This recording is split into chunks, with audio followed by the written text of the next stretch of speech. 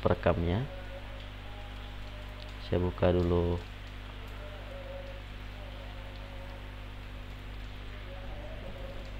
Presensinya jangan lupa ya untuk hari ini, untuk malam ini.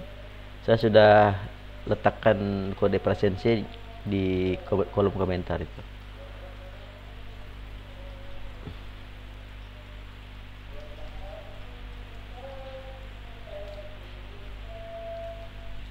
Kolom komentar di mana, Pak? Kolom komentar Gimit Bang, yang di samping ya Bang. Ada nggak kelihatan nih? Ada Pak, ada. Ada ya. Ada. Bang Ray ada ketemu nggak Bang Ray? Belum, Pak. Yang di samping mah, yang di samping ini ya, ada kayak tanda-tanda chat tuh. Udah saya buka tapi belum ada isinya. Oh gitu ya. Enggak. Tekan ya. Nanti Tekan yang titik 3. yang lain tolong dibagi di grup kelas juga ya, biar lebih yang nggak kelihatan itu bisa itu. Iya Pak, kirim di grup aja Pak. Siap. Baik, kita lanjut ya biar cepat kita selesainya. Saya buka dulu untuk proposalnya sebentar.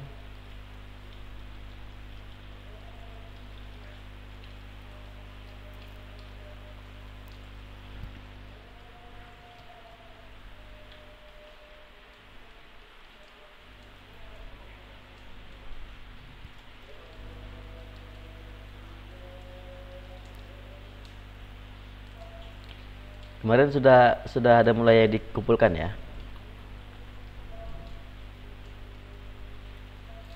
Nah nih, Ferry, nah, P ya. Ya, Reza, tanda tanya. Ya, saya presentasikan dulu ya untuk proposalnya yang sekarang kita tulis ya.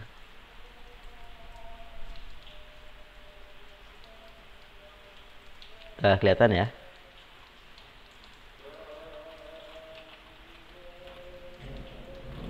Udah kelihatan semuanya? Kelihatan Pak. Kelihatan ya? Udah Pak. Baik. Pak. Ya. Untuk melanjutkan ini berarti kita hapus dulu bagian ini ya, bagian penanda ini. Kemarin sudah saya ingatkan untuk menghilangkan dulu bagian penanda ini agar tulisan latar belakang itu utuh satu itu ya, satu tulisannya tanpa ada sub-sub bagiannya. Baik, kita mulai dengan rumusan masalah ya. Rumusan masalah. Nah, rumusan masalah ini satu di antara hal yang penting juga untuk proposal ya, karena pada rumusan masalah ini kita akan mencantumkan apa sih sebenarnya masalah penelitian kita ya. Jadi pada praktiknya banyak cara kita untuk membuatkan rumusan masalah ini. Ada yang disebut dengan identifikasi masalah ya. Ada yang disebut dengan perumusan masalah dan lain sebagainya. Nah, di Untan terutama di proposal ini ya, kita akan gunakan istilah rumusan masalah ya, meskipun ya pada beberapa fakultas mereka juga menggunakan istilah identifikasi masalah ya. Nah, bagian identifikasi masalah sebenarnya sama dengan yang kita cantumkan di sini ya, sama seperti yang kita cantumkan di bagian awal ini ya. Ada beberapa masalah-masalah yang kita temukan mengenai Turnitin itu, lalu kita cantumkan di bagian identifikasi masalah. Nah, tapi menurut saya kalau kita cantumkan lagi identifikasi masalah itu akan mengulang lagi apa yang kita jabarkan pada latar belakang ya. Makanya kita langsung saja memasukkan rumusan masalah saja gitu ya. Jadi rumusan masalah itu berisi tentang pertanyaan penelitian ya, tentang apa yang ingin ditanyakan dalam penelitian ataupun tentang apa yang ingin diselesaikan dalam penelitian itu ya. Makanya rumusan masalah itu diungkapkan dengan kata pertanyaan ya, seperti yang di makalah itu ya. Kalau semuanya pernah nulis makalah, maka pertanyaan maka kalimat yang digunakan ataupun kata yang digunakan pada awal kalimat rumusan masalah itu menggunakan kata tanya. Paling tidak dengan kata bagaimanakah ya, ataupun bagaimana itu. Apakah dan lain sebagainya. Nah, kenapa kata bagaimana yang digunakan dalam rumusan masalah ini? Ada apa namanya? Ada latar belakangnya tentunya ya, karena kata bagaimana itu akan lebih dalam jawabannya ya, ketimbang kita menanyakan dengan kata apa gitu ya. Kalau apa mungkin misalnya contohnya apa yang Anda makan hari ini ya. Maka jawabannya hanya nasi gitu ya, dan lauk-lauknya. Kalau dengan pakai bagaimanakah ya, bagaimanakah Anda makan malam hari ini? Banyak jawabannya ya. Saya makan hari ini dengan asupan gizi yang penuh gitu ya. Dan cara saya makan diletakkan nasi jadi piring dan lain sebagainya itu. Makanya digunakan kata bagaimana dalam sebuah rumusan masalah itu. Dalam konteks judul ini berarti kita akan tulis saja di sini rumusan masalahnya sebagai berikut ya. Rumusan masalah dalam penelitian ini adalah bagaimanakah ya, bagaimanakah. Nah, bagaimanakah ini lanjutannya adalah judul penelitian kita ya. Kita copy saja judul penelitian kita.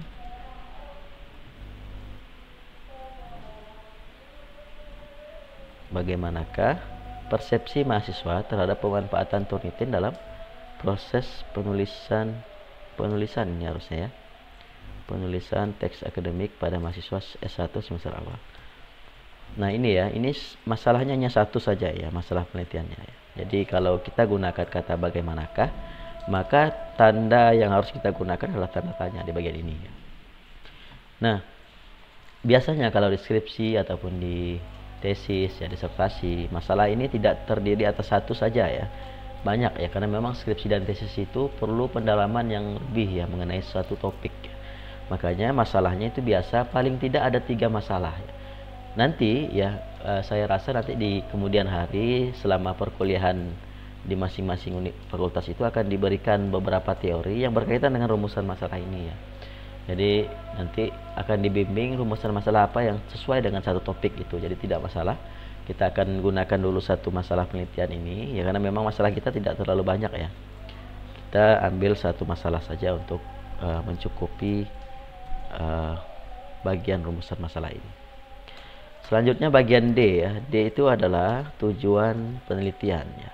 Nah, setelah masalahnya kita buat, maka kita membuatkan tujuannya ya. Nah, masalah itu adalah apa yang ingin kita jawab ya. Dan tujuan itu adalah apa yang ingin kita capai dari penelitian kita. Itu tujuan penelitiannya ya. Oke.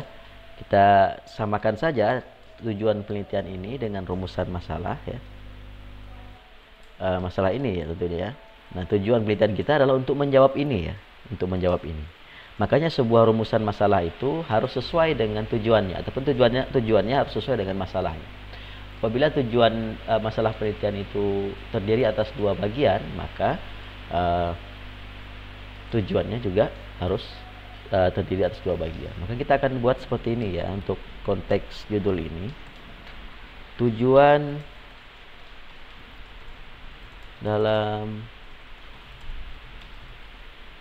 penelitian ini adalah untuk. Nah, kata-kata mendeskripsikan ini ya, mendeskripsikan ya. Nah, mendeskripsikan ini sesuai dengan arah penelitian kita ya. Jika kita penelitiannya kualitatif deskriptif misalnya, maka kita akan gunakan kata deskriptif di sini atau mendeskripsikan. Kalau kita gunakan analisis misalnya, kita akan sebutkan analisis di bagian ini. Kalau kita gunakan penelitian pengembangan, berarti kita akan gunakan pengembangan ya di bagian ini. Karena dalam konteks judul ini kita menggunakan penelitian kualitatif deskriptif, maka kita akan gunakan kata mendeskripsikan. Lalu kita ambil yang ini ya. Untuk mendeskripsikan persepsi ya, persepsi terhadap Turnitin ya, seperti ini. Nah, ini judul tujuan penelitiannya. Ketik saja. Itu saja ya, karena memang rumusan masalahnya itu 1, maka tujuannya juga 1 ya. Selanjutnya bagian E ya, bagian A. Bagian A ini adalah manfaat penelitian ya, manfaat penelitian. Nah, manfaat penelitian ini lebih dekatnya sebenarnya dengan implikasi penelitian ya. Bagaimana penelitian kita berimplikasi bagi orang lain ya, bagi teori-teori tertentu ya, atau teori-teori yang sedang kita dalami. Makanya sebuah manfaat penelitian itu terbagi atas 2 bagian. Yang pertama adalah manfaat teoritis, dan manfaat praktis ya. Manfaat teoritis berarti penelitian kita harus dicari manfaatnya apa ya bagi perkembangan teori mengenai tema yang kita angkat ya. Kebetulan tema yang saya angkat ini adalah mengenai teori pembelajaran menulis ya. Maka manfaat teoritisnya adalah penelitian ini paling tidak ya harus bermanfaat bagi perkembangan ilmu pembelajaran, khususnya pembelajaran menulis ya. Saya catat seperti itu di sini. Penelitian ini dapat bermanfaat secara teoritis, yakni bagi perkembangan ilmu pembelajaran menulis di perguruan tinggi, khususnya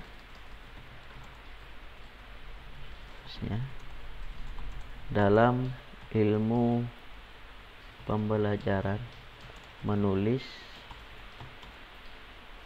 anti plagiarisme ya, plagiarisme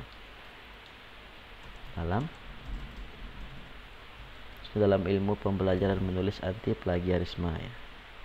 Itu teorinya adalah teori tentang pembelajaran menulis ya. Pada lingkungan universitas ya, universitas.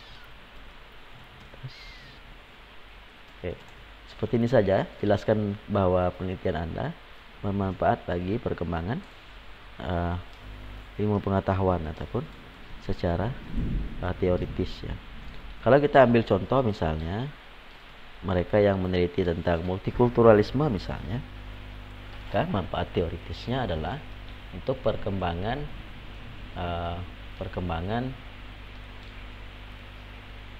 kajian mengenai multikulturalisme ataupun untuk perkembangan ilmu pengetahuan mengenai multikulturalisme di Indonesia gitu ya.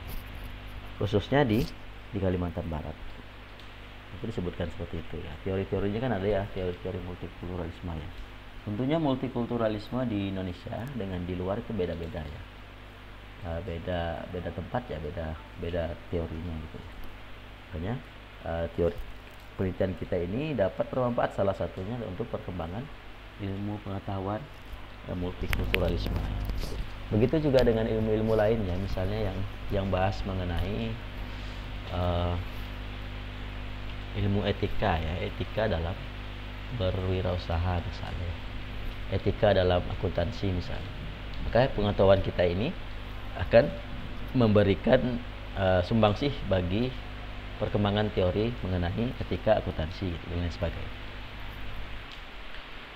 Selanjutnya adalah manfaat praktis ya. Manfaat praktis ini adalah manfaat yang menjabarkan bahwa penelitian kita harus bermanfaat bagi praktisi-praktisi ya.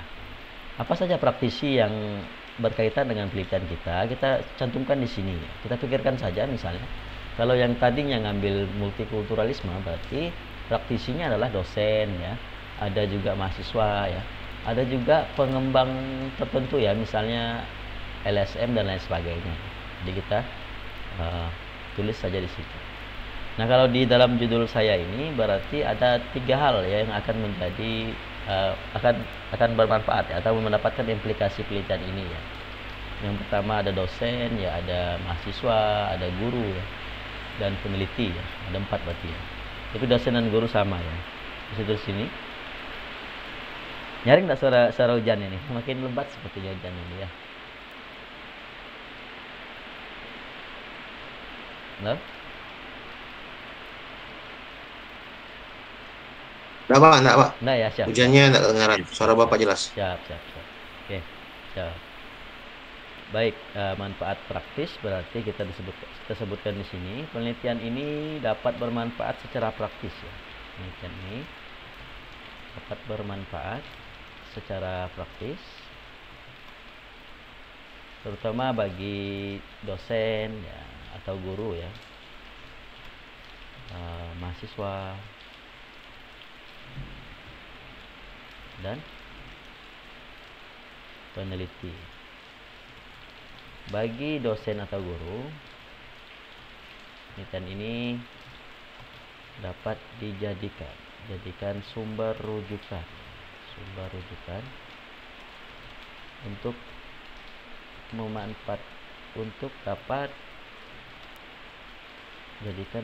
dapat jadikan sumber rujukan dalam memberikan pembelajaran bagi mahasiswa atau siswa mengenai penulisan teks akademik anti plagiarisme menggunakan akun penelitian. Bagi mahasiswa, penelitian ini dapat digunakan sebagai bahan bacaan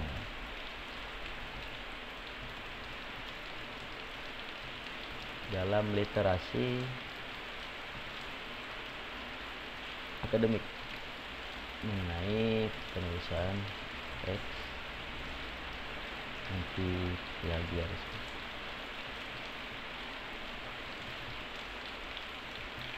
Menggunakan akun peneliti. Bagi peneliti, penelitian ini bermanfaat sebagai penelitian terdahulu mengenai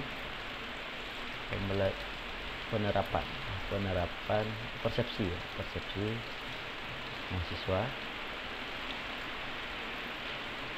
terhadap pemanfaatan akun tertentu. Seperti ini ya. Jadi ada 3 ya. Tergantung dengan perolehan dari kalian semua ya. Misalnya hanya ketemu tentang manfaat mahasiswa ataupun manfaat bagi dosen, silakan tulis itu saja. Saya kira akan banyak nanti ya, akan ketemu manfaat di bidang sosial atau LSM gitu. Silakan ya, tulis saja di bagian manfaat. Saya jelaskan saja lah ya, nanti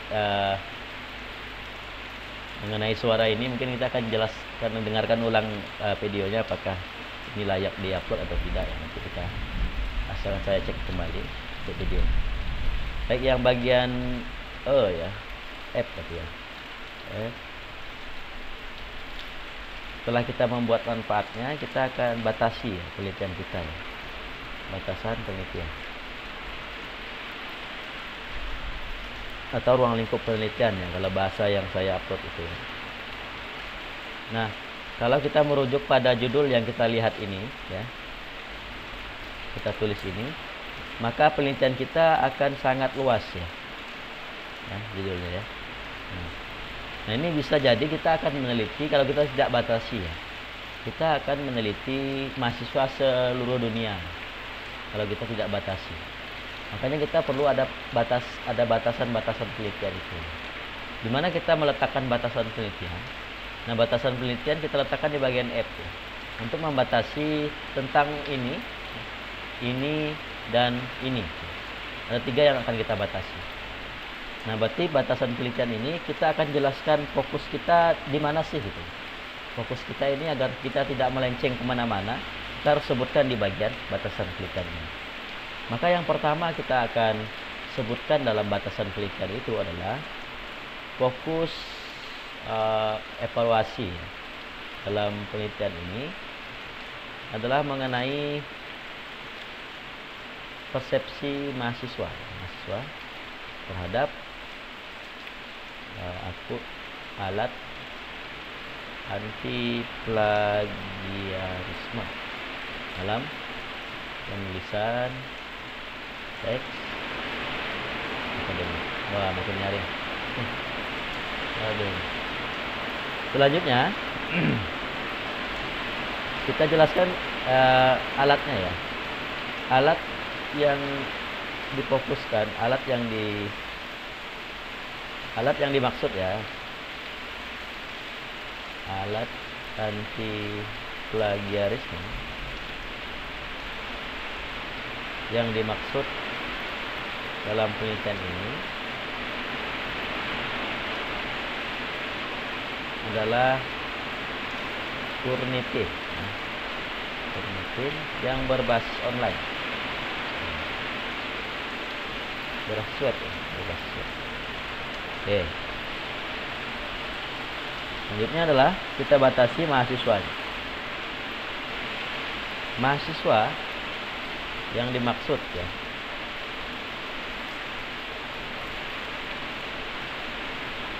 dalam penelitian ini adalah mahasiswa,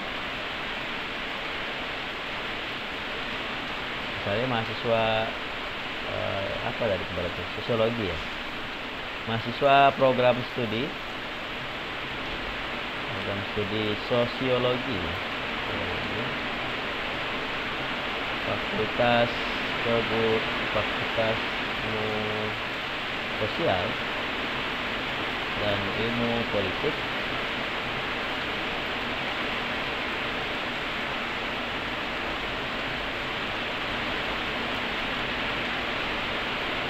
Universitas Tanjung Pinang,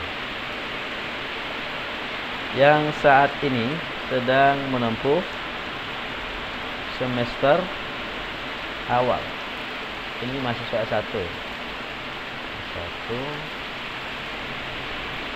semester awal, tahun ajaran 2023 sampai 2024. Izin Pak, Ya, ya. hujannya makin kuat Pak. Ah, itulah Suaranya, makin Pak. kuat ya. Iya Pak. Oh iya, iya. Macam mana kita nih? Nggak kedengaran juga ya? Kedengaran, Pak. Permisi Pak. Ya. Tidak Pak, tidak. Saya Kedengaran Pak. Kedengaran Pak, Ya. kedengaran. Jadi gimana nih? Pak. Ya. Permisi, Pak. Lanjut apa lanjut? Lanjut atau gimana? Lanjut atau Lanjut Pak, lanjut. lanjut ya. Nanti silakan dengar rekaman saja ya. Iya Pak, Iya. ya. Kedengaran ya. Oke. Biar cepat selesainya ya. Wah, ini Tidak Pak. di Pontianak hujan nggak? Udah reda dah Pak. Udah hujan, Pak. Oh. Ya, ini belakangan berarti ya di sini ya. Baik, saya lanjutkan Cepat, dulu. Pak.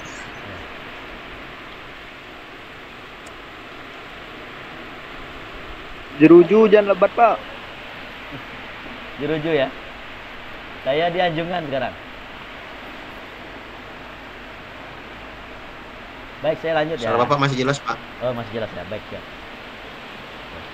Nah, ini ya. Ini sampai di sini saja. Berarti ada 3 bagian yang kita batasi ya. Selanjutnya adalah bagian G.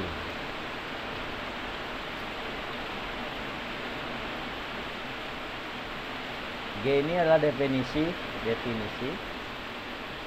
operasi ataupun penjelasan istilah ya.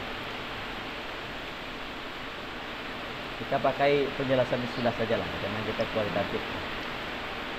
Penjelasan istilah. Baik, pada bagian penjelasan istilah ini ya.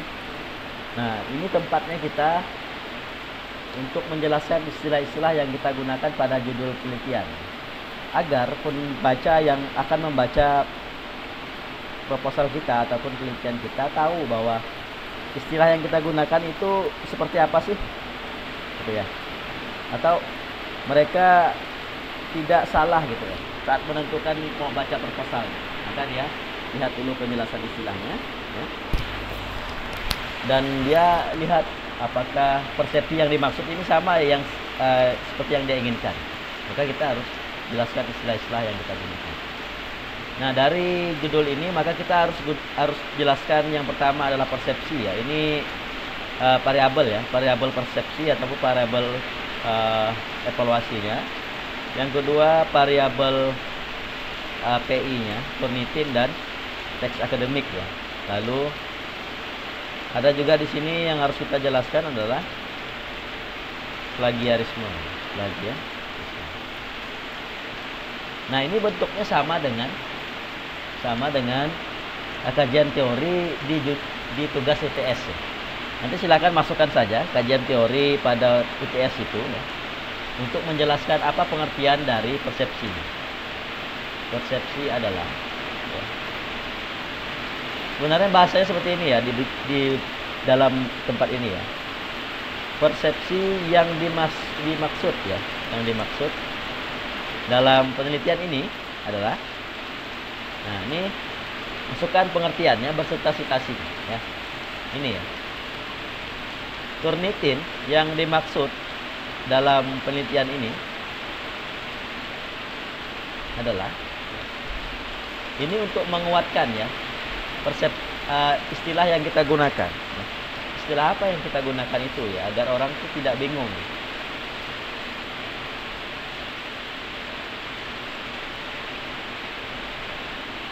Nah, nanti silakan di copy saja sesuai dengan kajian teori ini ya.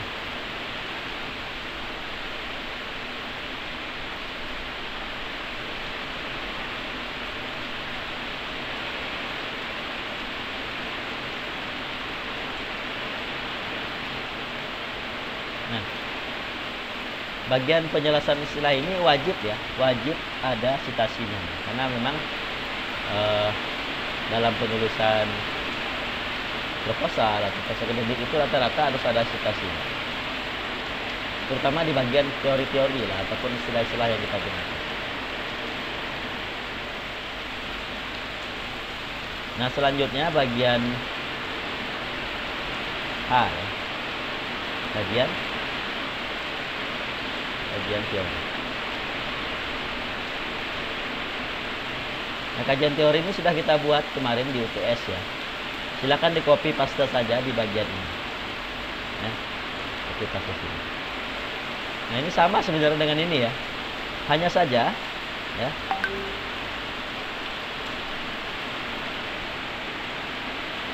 hanya saja bagian kajian teori ini khusus menjelaskan teori. Nah, kalau penjelasan istilah khusus menjelaskan atau menekankan istilah apa yang kita gunakan dalam penelitian kita.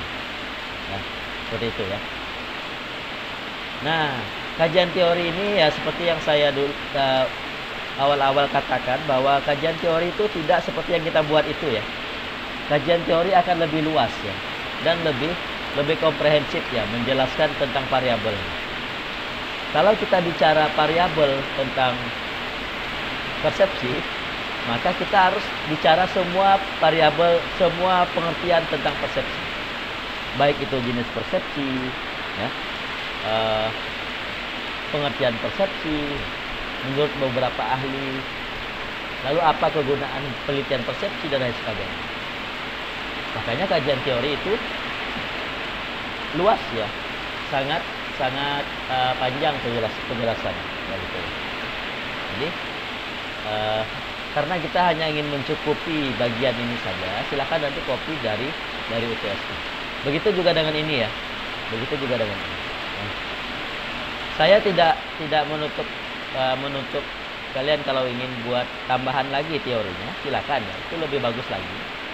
Akan ada nilai tambah tentunya bagi proposal. Nah, tapi secara teknis silakan copy saja bagian kajian teori itu. Baik, ini yang terakhir ya, bagian I.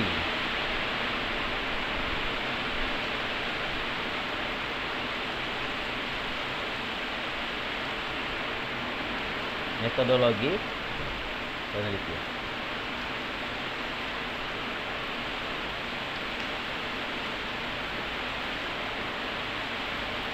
Di bagian metodologi penelitian ini kita akan jelaskan ya, bagaimana cara penelitian kita akan laksanakan, atau lebih tepatnya menceritakan bagaimana konsep penelitian kita akan kita arahkan. Lebih tepatnya juga sebenarnya sudut pandang penelitian kita, bagaimana sudut pandang penelitian kita. Berarti metodologi ini lebih tepat ke teknis ya. Nah, ini sudah kita jelaskan teori-teori ya. Ini pendahuluannya, maka di bagian metodologi ini kita akan jelaskan bagaimana konsep penelitian kita akan laksanakan. Yang pertama yang harus kita jelaskan di sini adalah metode penelitian. Nah, karena ini adalah tugas untuk UAS saja ya. Jadi kita cukup menekankan ya atau menyampaikan metode apa yang kita gunakan dalam penelitian kita. Kalau deskripsi wajib ya kita menjelaskan apa itu metode. Lalu kalau kita pilih metode kualitatif, berarti kita harus jelaskan pengertian metode kualitatif itu. Kalau deskripsi, maka bagian metodologi ini panjang. Di sini kita tulis saja metode yang digunakan dalam penelitian ini adalah metode kualitatif dengan jenis penelitian deskriptif untuk mengungkap persepsi mahasiswa terhadap pemanfaatan kognitif dalam penulisan teks akademik bebas plagiat. Nah, kalau di skripsi nantinya ini harus dijelaskan nih, jelaskan ya apa pengertiannya ya. Lalu ini juga dijelaskan nih. Nah, itu menurut ahli ya. Nanti baru disimpulkan di bawah ini. Dari pengertian yang disebutkan oleh ahli di atas,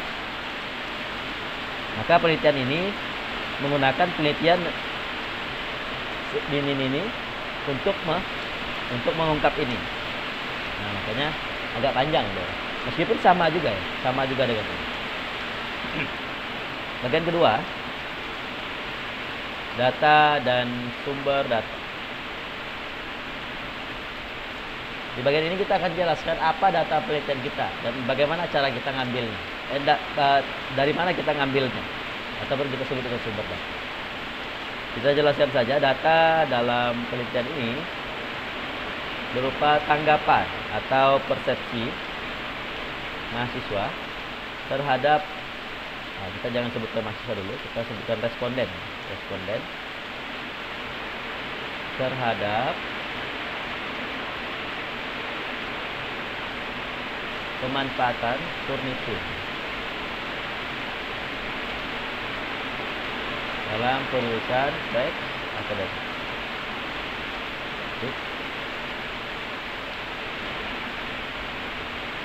Bebas plagiarisme. Nanti plagiarisme ya.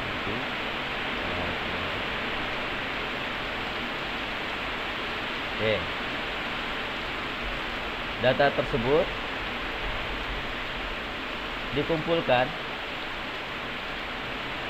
melalui sumber data penelitian, yakni mahasiswa S1 program studi sosiologi fakultas. Nah, kita mengulang lagi karena memang banyak mengulang ya. Fakultas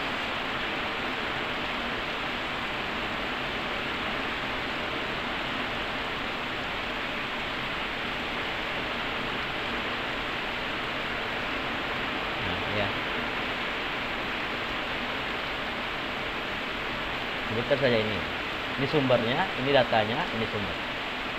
Baik. Sebutkan yang dipilih ya, yang dipilih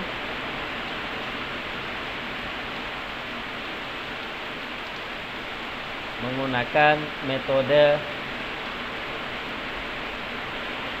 purposive sampling.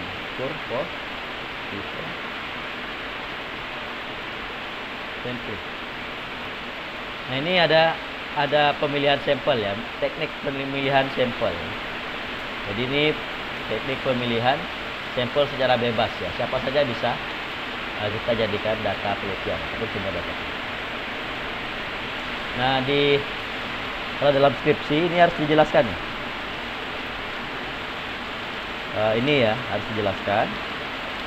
Data, pengertian data juga harus dijelaskan. Sumber data juga harus dijelaskan.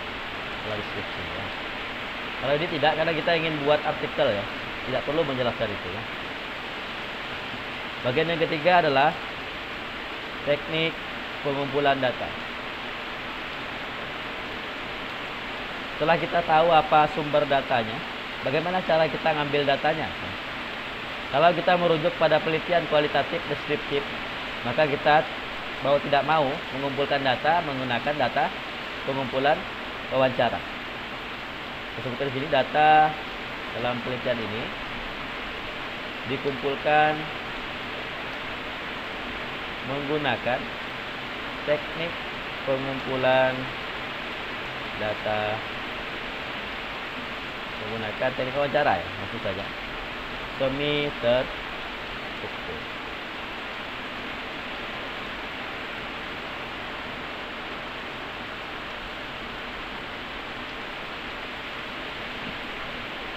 Peneliti menyiapkan 3 pertanyaan. Yang selanjutnya, pertanyaan tersebut akan dikembangkan sesuai dengan keadaan di lapangan. Keadaan di Oke. Ini teknik pengumpulan datanya. Yang keempat adalah alat pengumpul data. Jika kita menggunakan teknik wawancara, maka alat yang kita gunakan adalah alat perekam dan alat tulis ya. Alat yang digunakan dalam pengumpulan data penelitian berupa alat perekam suara ya, perekam suara dan alat tulis. Perekam suara dimanfaatkan untuk melakukan perekaman terhadap tanggapan responden penelitian. Sedangkan alat tulis digunakan untuk mencatat tema yang muncul saat wawancara. Yang terakhir adalah nomor 5. Teknik analisis data. Data dalam penelitian ini, nah ini sama semua ya nanti kita. Teknik analisisnya karena ini pakai wawancara semi terstruktur, kita akan gunakan teknik analisis data tematik. Dianalisis dengan menggunakan teknik analisis data tematik.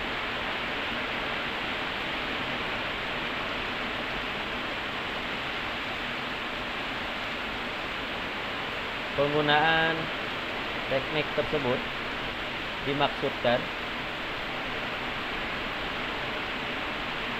untuk memudahkan peneliti dalam menemukan tema-tema yang terkait dalam topik yang sedang didalami. Kalau deskripsi, teknik analisis data ini harus dijelaskan. Tapi kalau kalian rasanya ingin menjelaskan, silakan cari. Banyak ya artikel-artikel yang menjelaskan mengenai teknik analisis data. Sekalian belajar lah ya. Termasuk dengan alat pengumpul data, wawancara semi terstruktur ya. Biar mendapatkan beberapa pengetahuan tambahan. Purposive sampling. Cari di artikel tentang penjelasan. Dan wajib memunculkan daftar pustaka HIJ. Berarti di sini J. Daftar pustaka.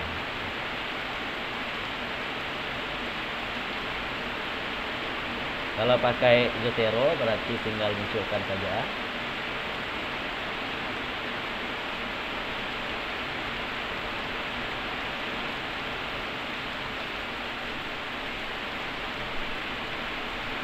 tunggu. Ini juga Cetero ini ya. Hujannya semakin lebat.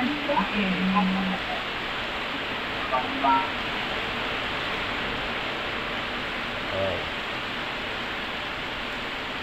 Sedang progres ya. Nah ini ya, munculkan daftar pustakanya di bagian akhirnya. Oke. Nah. Sudah selesai proposal kita sampai di sini ya. Nah sebenarnya ada yang ingin saya jelaskan ya mengenai cover ya, dan penomoran halaman. Ini nanti kita akan jelaskan di pertemuan selanjutnya saja lah ya. Ini sepertinya semakin tidak mendukung ya kondisinya ya. Begitu ya. Pak izin Pak nggak bisa absen Pak. Oh nggak bisa absen. Siap. Nggak bisa. Ya. Bisa. Iya Pak, saya juga Pak. Biasa tidak bisa absen. Sama Pak, saya